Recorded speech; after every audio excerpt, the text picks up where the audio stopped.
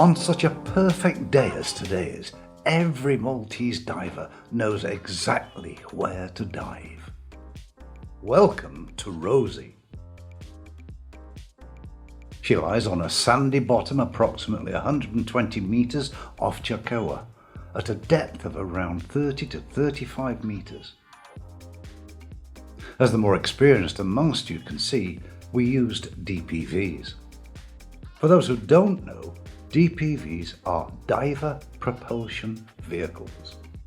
By using them, we assumed they would help us spend more time on the wreck. Unfortunately, and typical of this location, the currents were so strong that we actually needed them to help us get to the wreck.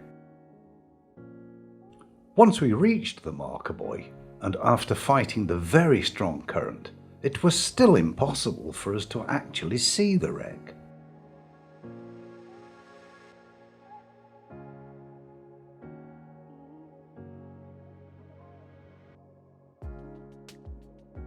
With the very necessary help of our DPVs, we began to see Rożi when we were around 20 metres down.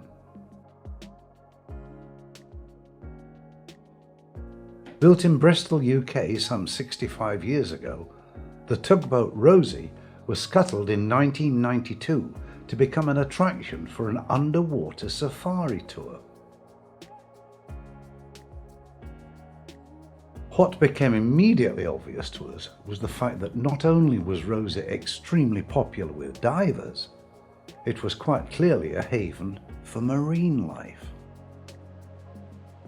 Although Rożi is not a significant wreck in historical terms, it remains one of the most interesting dives in Maltese waters.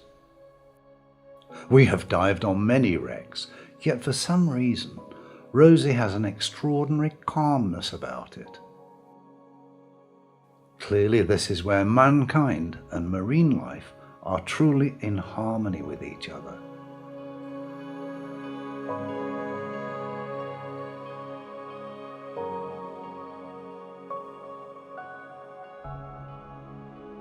You notice that Maltese sea bream, just like the rest of us, love Maltese bread.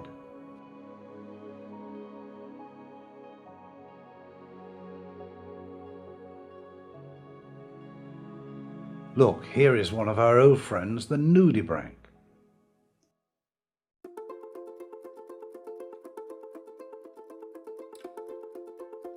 This is a shoal of bogues. The bogue is also known by its Greek name of boops. This is a reference simply to the eyes which seem to bulge out from the side of the head of the fish. So much so that the Greek name for this fish means cow eye. Being caught mainly through angling, even though some fishers in Gozo still use traditional pots made of cane to catch them.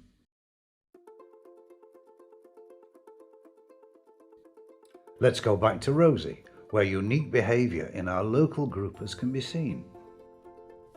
Throughout the diving world, the grouper is known to be extremely friendly with divers, often being compared to a pet dog. But not here. In Maltese waters, at the first sight of humans, the mature groupers swim for their lives. However, here we are lucky to see a very young gold blotch grouper, known in Maltese as Dot, who hasn't yet learned how his older relatives behave. This young chap seems to know that he is in a marine protected area and can live here with immunity.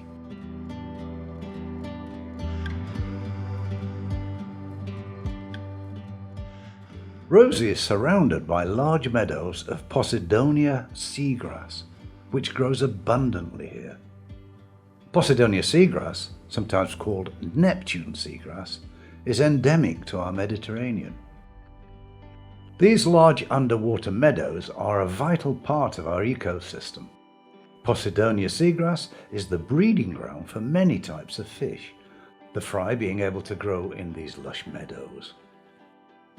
Fascinatingly, Posidonia seagrass has an extremely high carbon dioxide absorption capacity. Indeed, it can absorb 15 times more than a similar sized area of the Amazonian rainforest. Thanks to this often taken for granted Posidonia seagrass, Malta has an extremely useful and indeed valuable green lung.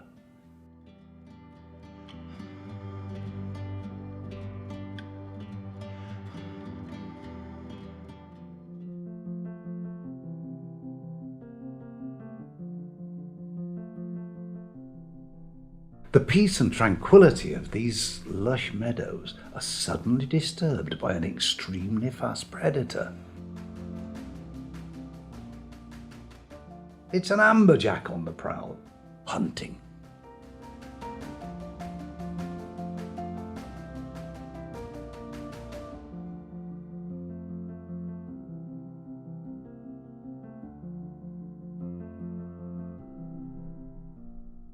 The amberjack has only two real enemies, the yellowfin tuna and sharks. Yet he is the enemy of virtually all other fish.